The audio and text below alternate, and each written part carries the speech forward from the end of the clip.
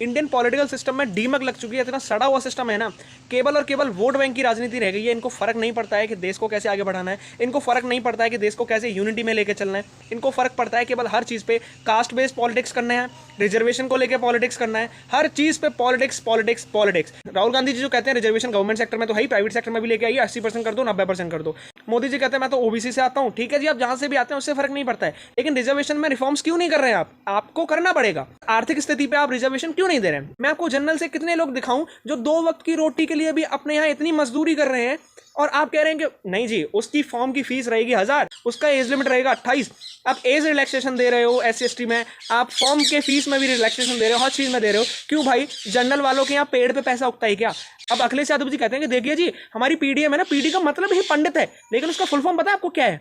पिछड़ा दलित अल्पसंख्यक।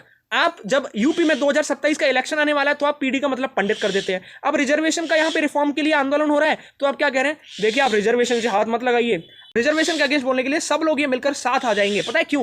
क्योंकि इनको अपने वोट बैंक को अहित नहीं होने देना है। रिजर्वेशन में रिफॉर्म से आपको इतना ही दर्द हो रहा है तो आप क्यों उन SC/ST के लोगों की हेल्प नहीं करते हो? इन पॉलिटिशियंस ने अपनी वोट बैंक को बढ़ाने के लिए इतनी सारी जातियां SC/ST में अलग से क्रिएट कर दी हैं कि उनका नाम तक नहीं आप ले पाओगे। और ये लोग क्या कहते हैं? नहीं रिजर्वेशन को आप रहने दीजिए। अरे रहने भी देते हैं तो आप कौन सा मदद करते हो उनकी? आप कितने SC/ST वाले लोगों को घर बना के दे चुके हो या उनको आर्थिक स्थिति उनकी सही करवा चुके हो? कितना? पर जनरल में भी मैं आपको कितने लोग दिखाऊं जिनकी हालत इतनी खराब पड़ी हुई है।